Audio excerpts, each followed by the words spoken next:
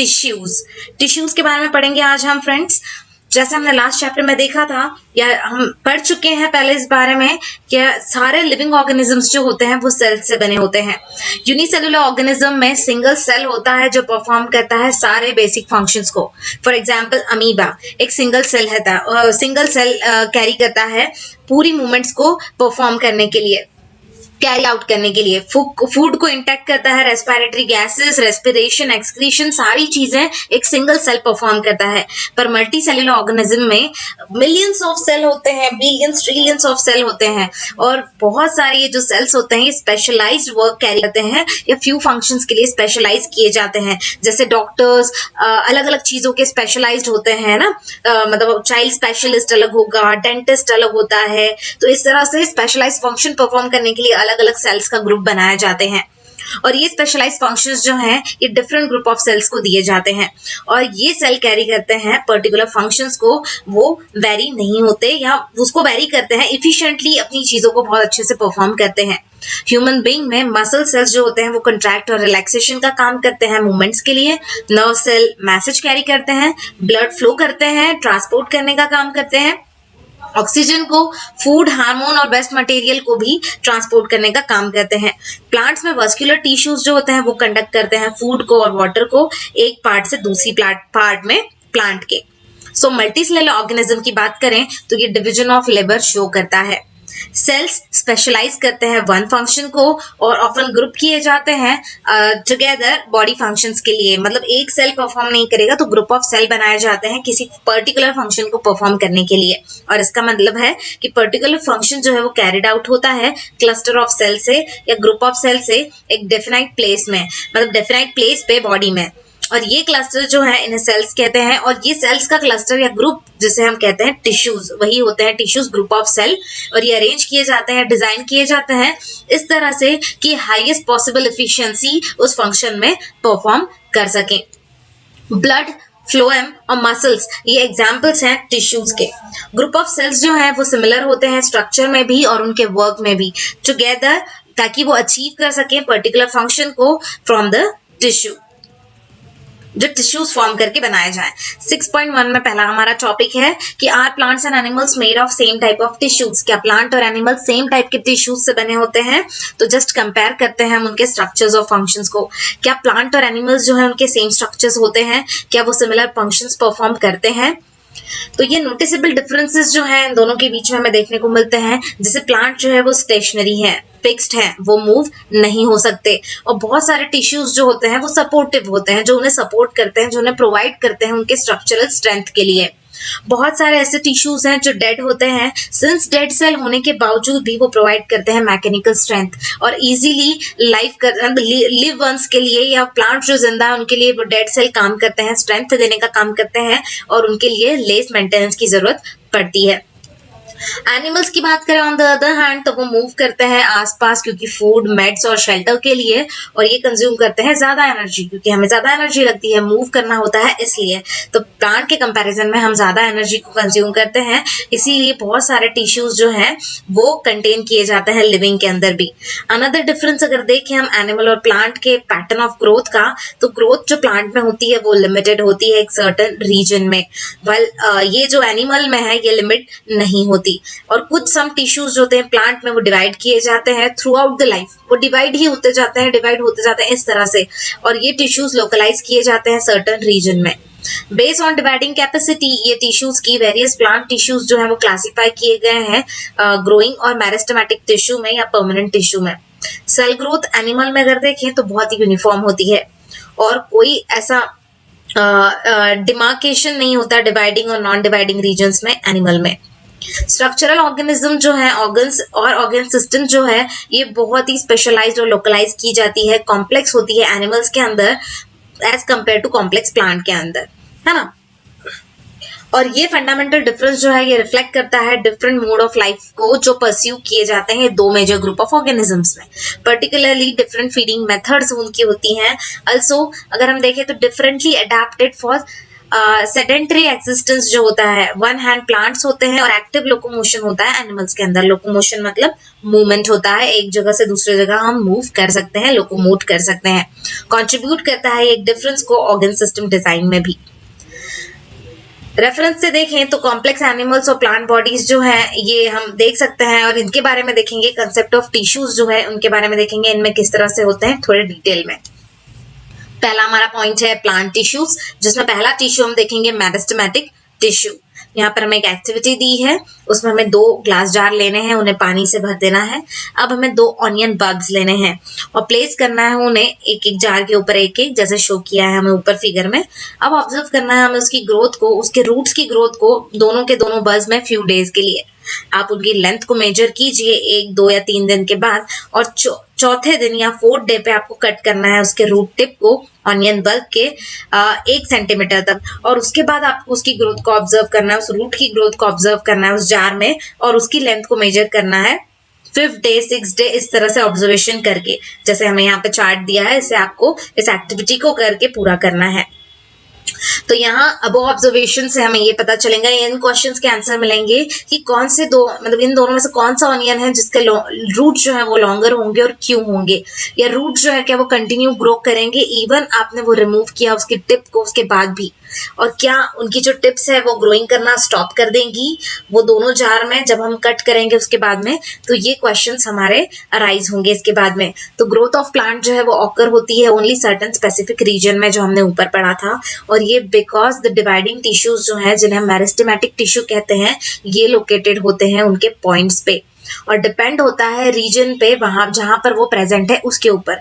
Meristematic tissue को classify किया गया है अपाइकल, लैटरल और इंटरकैलरी में। न्यू सेल्स जो प्रोड्यूस किए जाते हैं मेरिस्टीम से, वो इनिशियली मेरिस्टीम इटसेल्फ होता है, पर उसके बाद जैसे वो ग्रो करते हैं, वो मैच्योर होते हैं, तो उनके कैरेक्टरिस्टिक्स जो हैं वो चेंज होते जाते हैं, और वो डिफरेंशिएट कर सकते हैं हम उनके कंपोनेंट्स को अदर टिश्यूज के साथ में। यहाँ डायग्राम में बहुत अच्छे से हमें दिया हुआ है लोकेशन किस तरह से है मेरिस्टेमेटिक टिश्यू का प्लांट बॉडी में। सबसे पहले अपाइकल, मतलब सबसे टॉप का टिप पॉइंट जिसे हम कह सकते हैं वो अपाइकल मेरिस्टीम, उसके बाद में इंटरकैलरी, और सबसे लास्ट में जो थोड़ा ब्रॉड पार्ट होता है उसे लैटरल मेरिस्टीम कहते हैं। अपाइकल मेरिस्टीम प्रेजेंट किया जाता है ग्रोइंग टिप्स ऑफ स्टीम पे और रूट्स पे कह सकते हैं, और इंक्रीज करता है लेंथ ऑफ द स्टेम को और रूट को। द गिर्थ ऑफ द स्टेम और रूट जो है वो इंक्रीज होता है लैटरल मेरिस्टीम के कारण, जिसे हम कैम्बियम भी बोलते हैं। इंटरकैलरी मेरिस्टीम जो है, ये मेरिस्टीम होता है एकदम बेस पे बना हुआ, मैंने जैसे कहा था सबसे नीचे ब्रॉड वाला जो बेस पे होता है लीव्स के, और इंटर नोड्स पे होता है, मतलब नोड्स के आइदर साइड पे हो सकता है, ट्विंग्स पे हो सकता है। और जैसे कि सेल्स जो हैं, इस सेल्स के जो टिश्यूज हैं बहुत ही एक्टिव होते हैं और ये डेंस साइटोप्लाज्म से भरे होते हैं। इसमें थिन सेल्यूलोज वॉल आपको देखने को मिलेगी और प्रोमिनेंट न्यूक्लियाई भी होगा। इनके अंदर वैक्यूल्स लैक होते हैं, मतलब कम होते हैं या नहीं होते, जैसे हम कह सकते हैं can we think that would be lack, क्यों हो रहा है, क्यों नहीं है वहां पे, कम है। तो ये आंसर का जो ये क्वेश्चन है, इसका आंसर के लिए हमें फंक्शंस ऑफ वैक्यूल जो है चैप्टर सेल्स के लिए वहां पर देखना होगा। अब हम देखेंगे परमानेंट टिश्यू। तो क्या होता है जब सेल फॉर्म होता है मेरिस्टेमेटिक टिश्यू में, तो ये टेकअप करता है स्पेसिफिक रोल को और लॉस करता है एबिलिटी को डिवाइड होने की, और उसके बाद में इसका रिजल्ट जो होता है इसमें परमानेंट टिश्यूज फॉर्म होते हैं। और ये प्रोसेस जो होती है जिसमें टेकिंग अप होता है परमानेंट शेप, साइज और फंक्शन का, उसे डिफरेंशिएशन कहते हैं। सेल्स ऑफ मेरिस्टेमेटिक टिश्यू जो है वो डिफरेंशिएट कर सकते हैं आप easily different type of permanent tissues form होने के बाद में। यहाँ पे सेक्शन ऑफ स्टेम हमें दिया हुआ है, किस तरह से सेक्शन किया हुआ है, इसमें हर एक चीज हमें दी है।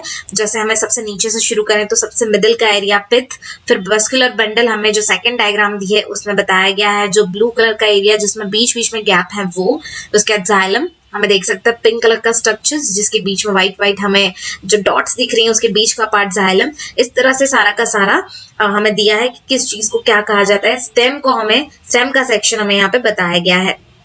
एक्टिविटी दी है जिसमें हमें एक प्लांट स्टेम लेना है और विद द हेल्प ऑफ हमारे टीचर को आपको कट करना है उसे स्लाइसेस में या सेक्शंस में। अब उसे स्टेन करना है स्लाइस को आपको सेफ्रेनिन के अंदर, और उसके बाद में उसे नीटली प्लेस करना है उस कट सेक्शन को एक स्लाइड के अंदर, और कुछ ड्रॉप ऑफ ग्लिसरीन आपको उसमें ऐड करना है। अब इस कवर स्लिप आप उसे कवर कर दीजिए कवर स्लिप के साथ और ऑब्जर्व कीजिए माइक्रोस्कोप के अंडर में। अब आप ऑब्जर्व करेंगे वेरियस टाइप ऑफ सेल आपको वहां पे देखने को मिलेंगे और उनके अरेंजमेंट्स भी। कंपेयर कीजिए इस चीज को आप डायग्राम जो 6.3 में हमें दी है उसमें। अब आप आंसर दे सकते हैं फॉलोइंग क्वेश्चंस के कि क्या वो सेल जो है वो सिमिलर होंगे स्ट्रक्चर में, या कितने टाइप ऑफ सेल्स जो हैं वो यहाँ पर देखने को आपको मिल रहे हैं। क्या आप सोच सकते हैं कि रीजन क्या है इनका, या क्या किस वजह से ये बहुत सारे टाइप्स ऑफ सेल आपको देखने को मिल रहे हैं। आप ये भी ट्राई कर सकते हैं कि cut sections of plant root जो होता है वो कैसा होता है आप देख सकते हैं, और आप कटिंग सेक्शंस ऑफ रूट और स्टेम जो है वो डिफरेंट प्लांट के कैसे होते हैं ये भी आपको देखने को मिलेगा। उसके बाद नेक्स्ट है हमारा सिंपल परमानेंट टिश्यू।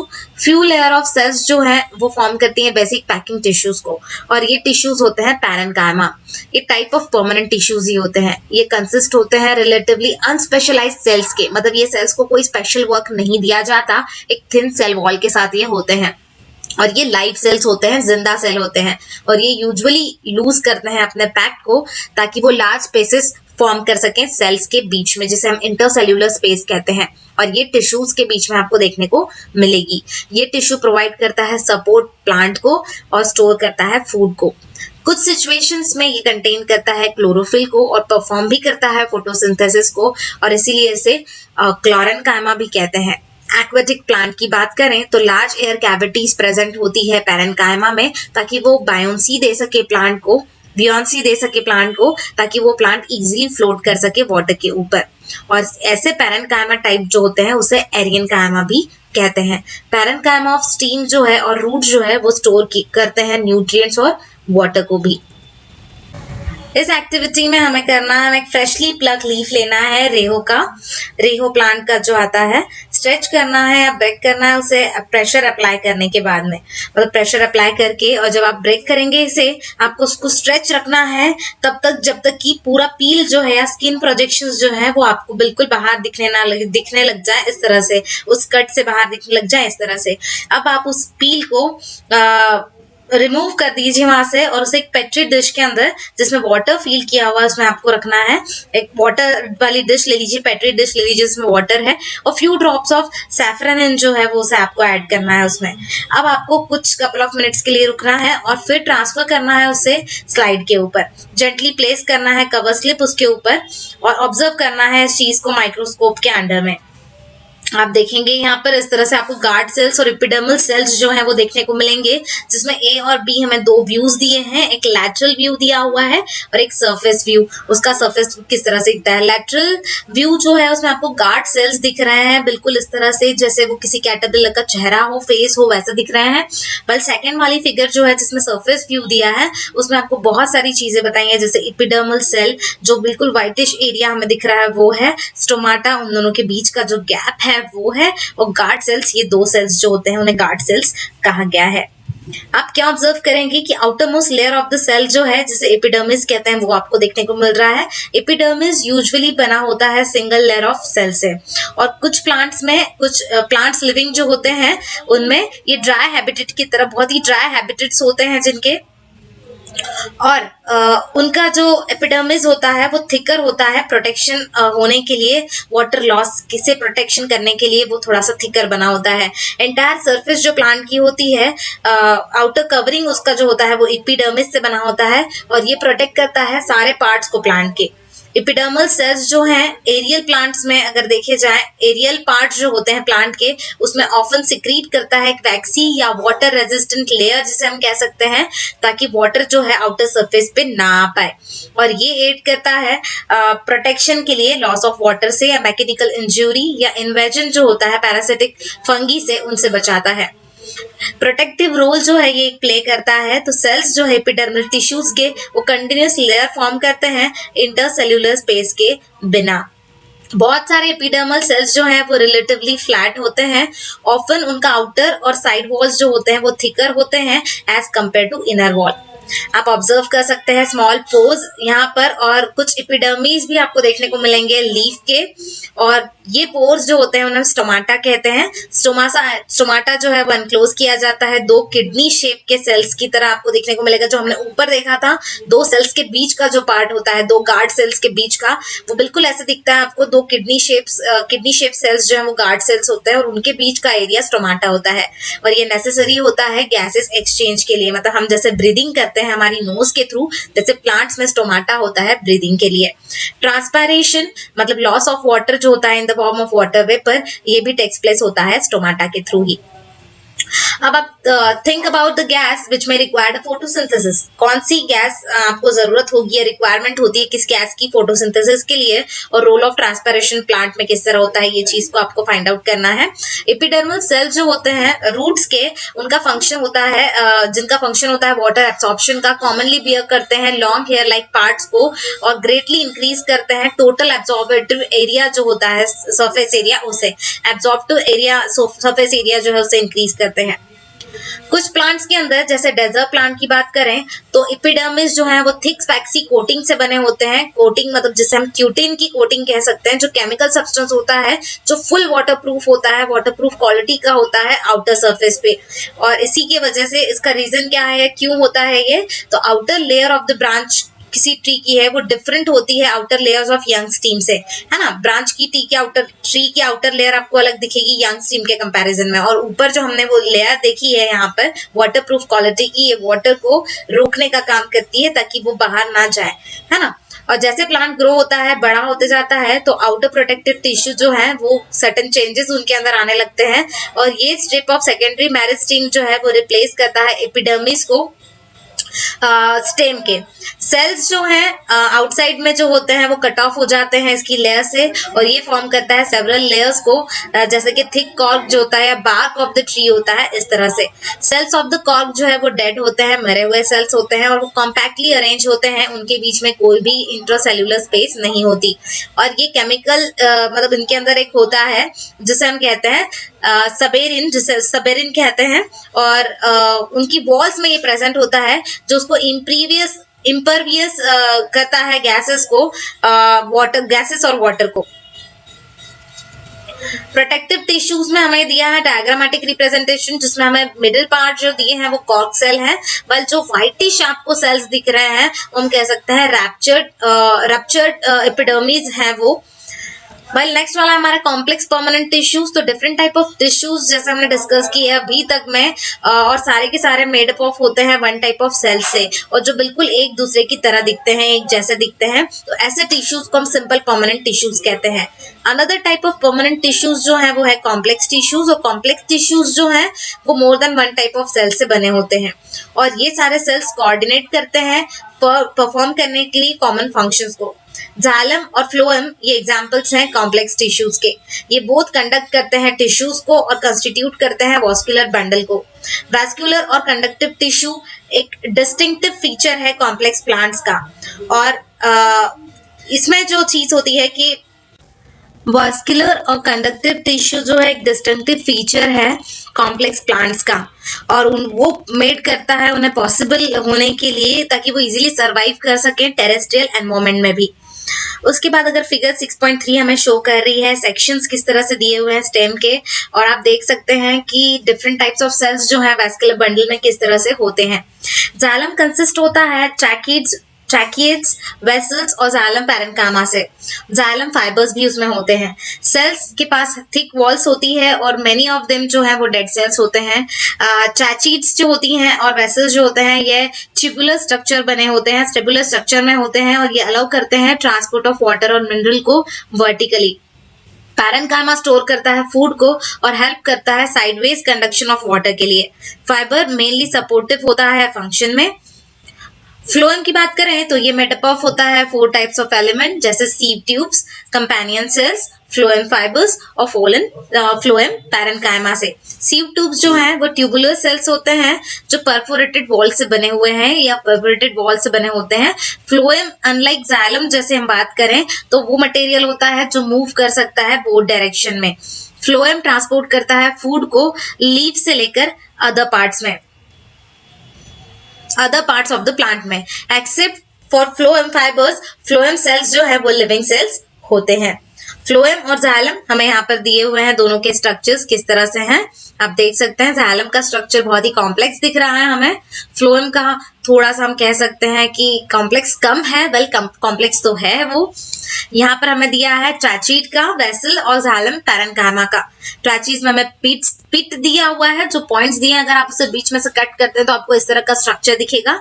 पर वेसल्स हमें जिसमें पिट्स इस तरह से अरेंज किए गए हैं। पर जाइलम पैरेन्काइमा में आपको दिया है साइटोप्लाज्म और न्यूक्लियस।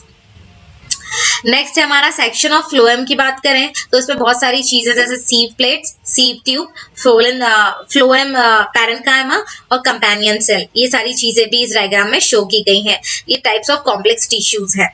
अब हम एनिमल टिश्यूज की बात करें तो जब हम ब्रीथ करते हैं तो एक्चुअली हम फील करते हैं मूवमेंट को हमारे चेस्ट के, और ये मूवमेंट होता है हमारे बॉडी पार्ट्स का, ये किस तरह से होता है तो ये इसके लिए हम बताया गया है कि स्पेशलाइज सेल्स हैं हमारी बॉडी के अंदर जिसे हम मसल सेल्स कहते हैं, और जिसके अंदर कॉन्ट्रैक्शन और रिलैक्सेशन होता है इन सेल्स का, जिसके कारण हमें मूवमेंट पता चलती है।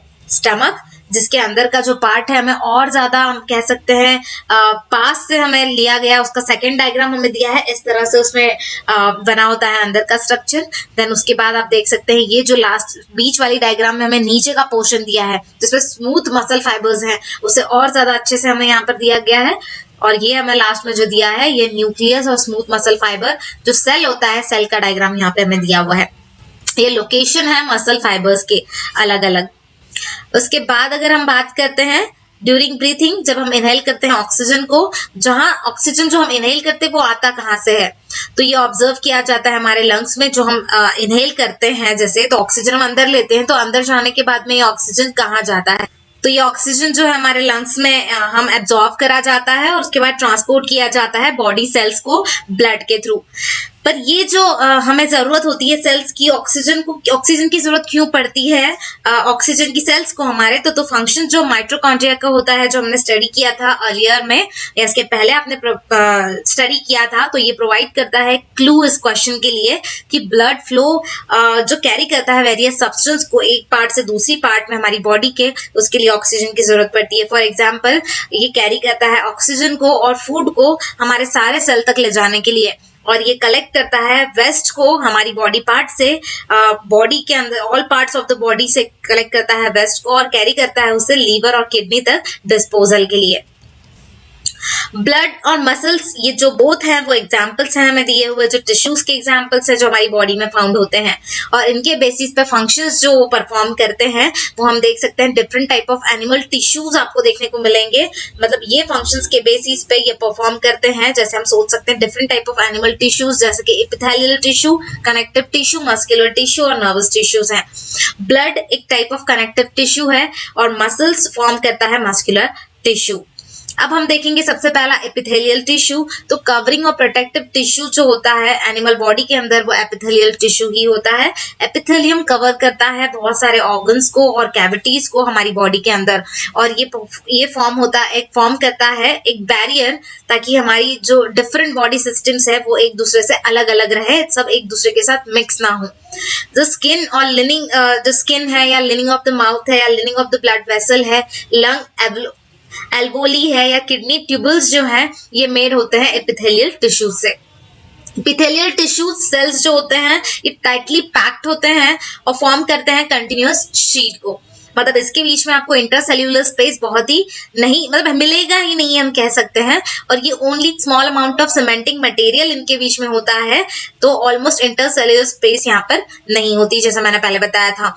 ऑब्वियसली एनीथिंग जो भी एंटर और लीव करता है बॉडी से वो क्रॉस होता है at least one layer of epithelium से, और इसी के रिजल्ट से परमेबिलिटी ऑफ द सेल जो है वेरियस एपिथेलिया में वो प्ले करती है एक इंपॉर्टेंट रोल, ताकि वो रेगुलेट कर सके एक्सचेंज ऑफ मटेरियल को between body and external environment, और इसी के लिए between different part of the body में भी, मतलब एक बॉडी पार्ट से दूसरी बॉडी पार्ट में भी और हमारी बॉडी से एक्सटर्नल एनवायरनमेंट में भी ये जो एक्सचेंज होता है मटेरियल का, ये भी एपिथेलिया के कारण होता है। इसके अलावा एपिथेलियम जो है यूजुअली सेपरेट करता है अंडरलाइंग टिश्यूज को by extracellular fibrous basement membrane उसके अंदर होता है उससे। डिफरेंट एपिथेलिया शो करता है डिफरेंट स्ट्रक्चर्स को जो कोरिलेट किए जाते हैं यूनिक फंक्शन से। फॉर एग्जांपल, अगर सेल के लिनिंग मतलब इन सेल लिनिंग ब्लड वेसल्स और लंग एल्वोली जो होती है, एल्वेओली जो होती है, जहां पे ट्रांसपोर्टेशन ऑफ सब्सटेंस ऑकर होता है, ये सिलेक्टिवली परमिएबल सरफेस होता है और ये simple flat kind of epithelium होता है और इसी को हम कहते हैं सिंपल स्क्वैमस एपिथेलियम। सबसे पहला डायग्राम हमें दिया है जो स्क्वैमस का है, जो बहुत ही कैसा होता है, थिन होता है, जैसे हम कह सकते हैं बहुत ही पतला सा होता है। Simple squamous epithelial cell are extremely thin and flat form of delicate lining. Delicate मतलब बहुत ही नाजुक लाइनिंग से बना होता है। ईसोफेगस और लाइन ऑफ माउथ जो है ये भी कवर्ड किए जाते हैं स्क्वैमस एपिथेलियम से। स्किन जो प्रोटेक्ट करती है हमारी बॉडी को, ये ऑलमोस्ट मेड होती है, हम कह सकते हैं बनी होती है स्क्वैमस एपिथेलियम से। स्किन एपिथेलियल सेल्स जो है अरेंज किए जाते हैं बहुत सारी लेयर्स के अंदर ताकि वो प्रिवेंट कर सके वाटर और टीयर को। और जैसे कि ये अरेंज किए जाते हैं एक पैटर्न ऑफ लेयर में, और एपिथेलियम जो है उसे स्ट्रैटिफाइड स्क्वैमस एपिथेलियम कहते हैं। जहां एब्जॉर्प्शन और सिक्रीशन ऑकर होता है, ऐसे inner leaning of the intestine को टॉल एपिथेलियल सेल्स वहां पर प्रेजेंट होते हैं इंटेस्टाइन में, और ये कॉलमनार एपिथेलियम होते हैं, जिसका मीनिंग होता है पिलर लाइक होते हैं, कॉलम जैसे होते हैं उस तरह होते हैं, जो फैसिलिटेट करते हैं मूवमेंट को अक्रॉस द एपिथेलियल बैरियर। और इन द रेस्पिरेटरी ट्रैक की बात करें तो कॉलमनार एपिथेलियल टिश्यू जो है वो उनके पास में सीलिया होता है, जो हेयर लाइक प्रोजेक्शंस होते हैं जिसके आउटर सरफेस पे एपिथेलियल सेल के, और ये सीलिया मूव हो सकता है और उसकी मूवमेंट जो है वो पुशिश करती है म्यूकस को फॉरवर्ड की तरफ ताकि वो क्लियर कर सके उस पाथ को। और दिस टाइप ऑफ एपिथेलियम जो है उसे हम सीलिएटेड कॉलमनार एपिथेलियम कहते हैं। क्यूबॉइडल एपिथेलियम, आगे बढ़ने से पहले हम कॉलमनार का ये देख लें। हम क्यूबॉइडल में हमें डायग्राम दिया हुआ है इस तरह से, स्क्वैमस से थोड़ा सा ऊपर होता है, थिक होता है जैसे हम कह सकते हैं। उसके बाद में कॉलमनार मतलब सीलिएटेड आता है, जिसमें कॉलम्स लाइक स्ट्रक्चर आपको देखने को मिल रहा है। देखेंगे क्यूबॉइडल एपिथेलियम जो क्यूब शेप सेल्स होते हैं, जिसमें फॉर्म करते हैं leaning of the kidney tubules को और डक्ट्स को सलाइवरी ग्लैंड्स के, जहां पर ये प्रोवाइड करता है mechanical support. Epithelial cells often acquire करते हैं एडिशनल स्पेशलाइजेशन को एज अ ग्लैंड सेल्स, और जो सिक्रीट करते हैं सब्सटेंस को एपिथेलियल सरफेस पे। कभी कभी portion of the epithelial tissue fold हो जाता है इनवर्ड और मल्टी सेल्यूलर ग्लैंड जो है वो फॉर्म हो जाती है, और इसे हम ग्लैंडुलर एपिथेलियम भी कहते हैं। स्ट्रैटिफाइड स्क्वैमस हमें एक और टाइप दिया हुआ है जो बहुत ही ज्यादा थिक होता है, आप देख सकते हैं कितना मोटा अच्छा इसका एरिया होता है, इस तरह से ये वाला स्क्वैमस बना होता है। अब हम अपना नेक्स्ट पॉइंट देखेंगे जो है कनेक्टिव टिश्यू। ब्लड एक टाइप ऑफ कनेक्टिव टिश्यू है, और क्यों हम ऐसे कनेक्टिव टिश्यू कहते हैं तो क्लू अगर हम प्रोवाइड करें इसमें, इंट्रोडक्शन है हमारे इस चैप्टर में हमें पता चला था कि अगर हम देखें इस पे तो टाइप ऑफ टिश्यूज जो है मोर डिटेल में अगर हम देखें तो cells of connective tissue loosely spaced होते हैं और एम्बेड किए जाते हैं इंटरसेल्यूलर मैट्रिक्स के अंदर। और मैट्रिक्स एक कह सकते हैं जेली लाइक या फ्लूइड या डेंस या रिजिड किस तरह से भी हो सकता है, और नेचर ऑफ मैट्रिक डिफर करता है कॉन्कॉर्डेंस के लिए with the function of particular connective tissue के लिए। Take a drop of blood, आप एक ब्लड की ड्रॉप ले लीजिए, एक स्लाइड के ऊपर ऑब्जर्व कीजिए डिफरेंट सेल जो प्रेजेंट है माइक्रोस्कोप के अंडर में, आप देख सकते हैं उसे, जैसे कि यहाँ पर आपको देखने को मिल रहा है रेटिकुलर फाइबर आपको देखने को मिल रहे हैं, ब्लू कलर के फाइबर्स दिख रहे हैं, माइक्रोफैज दिख रहा है, माइक्रोफैग के बाद में आपको कोलेजियन फाइबर दिख रहे हैं, मास्ट सेल दिख रहे हैं, प्लाज्मा सेल्स और फाइब्रोब्लास्ट, इस तरह की चीजें आपको देखने को मिलेंगी। यहाँ पर हमें डिफरेंट डायग्राम्स दिए हुए हैं जिसमें हमें नीचे दिया हुआ है, सबसे पहले हमने देखा था एरियोलर टिश्यूज के बारे में, फिर एडिपोज टिश्यूज का डायग्राम है, कॉम्पैक्ट बोन का, बाद में हाइलिन कार्टिलेज का, और टाइप ऑफ ब्लड सेल्स इस तरह से होते हैं जैसे लिम्फोसाइट, मोनोसाइट, प्लेटलेट्स, ये सारे के सारे क्या है डिफरेंट ब्लड कॉर्पुस्कल्स हैं, टाइप ऑफ ब्लड सेल्स जो होते हैं इस तरह से बने होते हैं। ब्लड जो है एक फ्लूइड होता है या लिक्विड हम कह सकते हैं, लिक्विड मैट्रिक्स होता है जिसे प्लाज्मा कहते हैं। प्लाज्मा उसके अंदर होता है, फ्लूइड मैट्रिक्स होता है ब्लड के अंदर जिसे हम प्लाज्मा कहते हैं, जिसमें रेड ब्लड सेल्स आरबीसीज हम कहते हैं, व्हाइट ब्लड सेल्स डब्ल्यूबीसीज कहते हैं, या प्लेटलेट्स जो है वो सस्पेंड की जाती हैं। प्लाज्मा कंटेन करता है प्रोटीन को, सॉल्ट्स और हार्मोन्स को। ब्लड फ्लो और ट्रांसपोर्ट गैसेस जो हैं, डाइजेस्टेड फूड है, हार्मोन्स है और वेस्ट मटेरियल है, वो डिफरेंट पार्ट ऑफ बॉडी में ले जाने का काम प्लाज्मा करता है। बोन एक अनदर टाइप ऑफ एग्जाम्पल है कनेक्टिव टिश्यू का, और ये फॉर्म करता है एक फ्रेमवर्क को जो सपोर्ट करता है हमारी बॉडी को। ये एंकर करता है मसल्स को और सपोर्ट करता है मेन ऑर्गन्स हमारे बॉडी के। ये बहुत ही स्ट्रॉन्ग और नॉन फ्लेक्सिबल टिश्यू होता है। इसका एडवांटेज ये है, या इसकी प्रॉपर्टीज जो है बोन फंक्शंस की, मतलब इसके एडवांटेज क्या हो सकते हैं प्रॉपर्टीज को लेके अगर हम देखें बोन फंक्शंस की, तो बोन सेल्स जो है वो एम्बेडेड किए जाते हैं हार्ड मैट्रिक्स के अंदर, जो कंपोज किया जाता है कैल्शियम और फास्फोरस कंपाउंड से। दो बोन्स कनेक्ट हो सकते हैं एक दूसरे से another type of connective tissue से, जिसे लिगामेंट भी कहते हैं। और ये टिश्यूज बहुत ही इलास्टिक होते हैं, कंसिडरेबल स्ट्रेंथ इसमें होती है। लिगामेंट कंटेन करता है बहुत ही लिटिल मैट्रिक्स को। टेंडन्स कनेक्ट करता है बोन्स को मसल से और another type of connective tissue से। टेंडन्स एक फाइब्रस टिश्यू होता है जिसमें ग्रेट स्ट्रेंथ होती है पर लिमिटेड फ्लेक्सिबिलिटी होती है। Another type of connective tissue है कार्टिलेज, और ये वाइडली स्पेस्ड सेल होता है। सॉलिड मैट्रिक्स कंपोज किया जाता है प्रोटीन और शुगर से। कार्टिलेज स्मूथ करता है बोन सरफेस को जॉइंट से, और प्रेजेंट होता है हमारी नोज में, ईयर में, ट्रैकिया और लैरिंक्स में। हम फोल्ड कर सकते हैं कार्टिलेज को हमारे ईयर्स के, पर हम फोल्ड नहीं कर सकते, बेंड नहीं कर सकते बोन्स को हमारे आर्म्स के। तो आप सोच सकते हैं कि किस तरह से ये दो टिश्यूज डिफरेंट होंगे। एरियोलर कनेक्टिव टिश्यू जो है वो फाउंड किया जाता है स्किन्स और मसल्स के बीच में, हमारे ब्लड वेसल्स के आसपास और नर्व सेल्स के आसपास, और हमारे बोन मैरो में भी। ये फील करता है स्पेस को इनसाइड द ऑर्गन और सपोर्ट करता है इंटरनल ऑर्गन्स को, और हेल्प करता है हमारे टिश्यूज को रिपेयर करने के लिए। और हम एक और बात देखिए कि कहाँ पर ये जो फैट्स होते हैं वो स्टोर होते हैं हमारी बॉडी में। तो फैट स्टोरिंग एडिपोज टिश्यूज जो होते हैं वो फाउंड होते हैं बिलो द स्किन और between the internal organs. Adipose tissues का काम क्या है? हमारे फैट को स्टोर करना।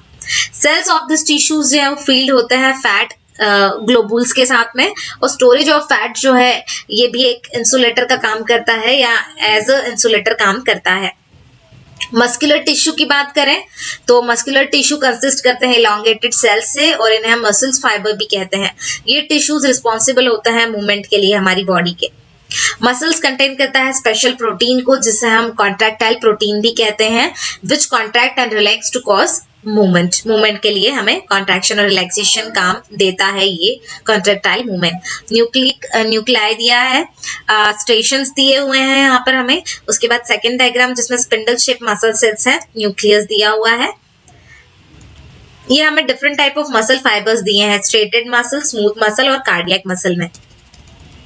आप मूव कर सकते हो अपनी मसल्स को कॉन्शियस विल में, मसल्स प्रेजेंट होती है हमारे लिम्स में जो मूव होती हैं जब हम उसे चाहते हैं मूव करना, और स्टॉप जब करना चाहें ये हमारे ऊपर डिपेंड है, हम कर सकते हैं। तो ऐसी मसल्स जो होती हैं ये वॉलंटरी मसल्स हैं, क्योंकि ये हमारे हिसाब से चल रही हैं, हमारी एक्टिविटी हमारे इंस्ट्रक्शंस के हिसाब से मूव कर रही हैं।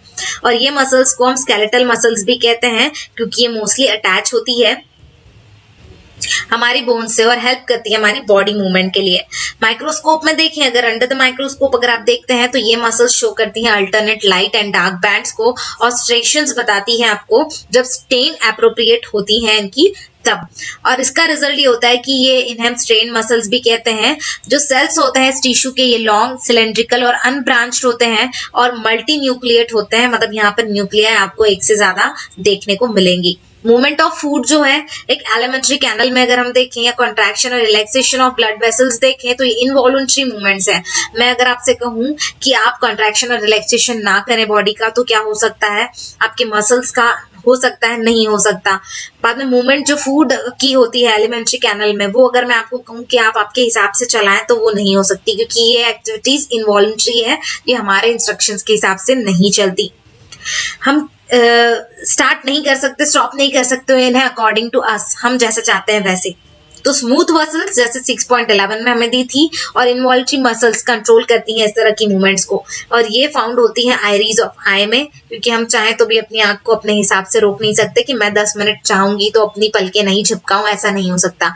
ये टेरेस की बात करें, ब्रॉन्ची ऑफ द लंग्स की बात करें, ये सारी इनवॉलंटरी एक्टिविटीज हैं। सेल्स लॉन्ग होते हैं, पॉइंटेड एंड्स होते हैं, स्पिंडल शेप के होते हैं, यूनिन्यूक्लिएट होते हैं, मतलब इसमें एक सिंगल सेल ही आपको न्यूक्लियस देखने को मिलेगा, और इन्हें हम अनस्ट्रेटेड मसल्स भी कहते हैं। और इसलिए हम इसे क्यों ऐसा हम कहते हैं अनस्ट्रेटेड, क्योंकि हमारे हिसाब से नहीं चल रही हैं। मसल्स ऑफ द हार्ट जो है वो रिदमिक कॉन्ट्रैक्शन और रिलैक्सेशन शो करती है थ्रू आउट लाइफ, और ये इनवॉलंटरी मसल्स हैं, इन्हें को हम कार्डियक मसल भी कहते हैं। हार्ट मसल सेल्स सेल्स जो होते हैं वो सिलेंड्रिकल, ब्रांच और यूनिन्यूक्लिएट होते हैं। कंपेयर कीजिए आप स्ट्रक्चर को different type of muscles tissue के, मस्कुलर टिश्यूज के, और उनके शेप्स को, नंबर ऑफ न्यूक्लियाई और पोजीशन ऑफ न्यूक्लियाई से उन्हें आप नोट कर सकते हैं अपनी नोटबुक में कि किस तरह से डिफरेंस होता है। अब हम बात करेंगे अपने नर्वस टिश्यू की। तो सारे के सारे सेल पजेस करते हैं एबिलिटी को टू रिस्पॉन्ड कर सके स्टिमुलाई को। कोई भी चेंज हो रहा है उसको अगर आप रिस्पॉन्स कर रहे हैं तो ये हमारे नर्व टिश्यू के कारण होता है। Cells of the nerve tissues जो है वो हाईली स्पेशलाइज होते हैं स्टिमुलेटेड को फेस करने के लिए, बीइंग स्टिमुलेटेड के लिए, और वो ट्रांसमिट करते हैं स्टिमुलस को वेरी रैपिडली एक प्लेस से दूसरी प्लेस तक।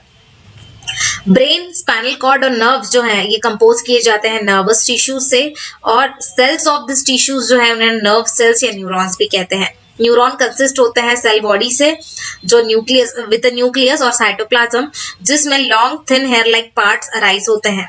यूजुअली ईच न्यूट्रॉन जो है वो सिंगल लॉन्ग पार्ट होता है जिसे एक्सॉन भी कहते हैं, और मेनी शॉर्ट ब्रांच पार्ट्स भी होते हैं जिसे डेंड्राइट्स भी कहते हैं, और डेंड्राइट्स कहते हैं सॉरी। और इंडिविजुअल नर्व सेल की बात करें तो वो 1 मीटर तक लॉन्ग हो सकता है, 1 मीटर तक लॉन्ग हो सकता है। बहुत सारे नर्व फाइबर्स बाउंड करते हैं एक दूसरे के साथ में कनेक्टिव टिश्यू से और मेक करते हैं एक नर्व को। नर्व इम्पल्स करती हैं और अलाउ करती, नर्व इम्पल्सेस हमें अलाउ करती हैं मूव करने के लिए हमारी मसल्स को जब भी हम चाहें। और ये फंक्शनल कॉम्बिनेशन ऑफ नर्व और मसल टिश्यूज जो है ये फंडामेंटल है बहुत सारे एनिमल्स का, और ये कॉम्बिनेशन इनेबल करता है एनिमल्स को वो मूव कर सके रैपिडली और स्टिमुलाई को रिस्पॉन्स कर सके, मतलब रैपिडली मूव करके रिस्पॉन्स कर सके स्टिमुलाई को। यहाँ पे हमें न्यूरॉन की यूनिट ऑफ नर्वस टिश्यूज की डायग्राम दी हुई है, जिसमें हमें एकदम बीच का पार्ट जो दिख रहा है गोल सर्कल लाइक द न्यूक्लियस है। उसके बाद ये सेल बॉडी हमें दी हुई किस तरह से है, डेंड्राइट्स, ये बारीक बारीक सी जो आपको हम कह सकते हैं कि रूट्स टाइप जो दिख रहा है वो डेंड्राइट है। एक्सॉन हमें जो बताया गया है पूरा लॉन्ग 1 मीटर तक का जिसे हम कह सकते हैं लॉन्ग एकदम होता है, ये एरिया एक्सॉन है। और नर्व एंडिंग एकदम एंड का पार्ट जो है हमें उसे नर्व एंडिंग कहा गया है। तो इस तरह से हमने आज इस चैप्टर में पढ़ा टिश्यूज के बारे में, कितने टाइप के टिश्यूज होते हैं, कहाँ कहाँ ये टिश्यूज होते हैं हमारी बॉडी में और किस तरह के फंक्शंस परफॉर्म करते हैं। ये सारे पॉइंट्स जो हमें यहाँ पर दिए हैं हमने आज लर्न किए हैं इस चैप्टर में। तो इस तरह से फ्रेंड्स हमने इस चैप्टर को यहाँ पर कंप्लीट किया है।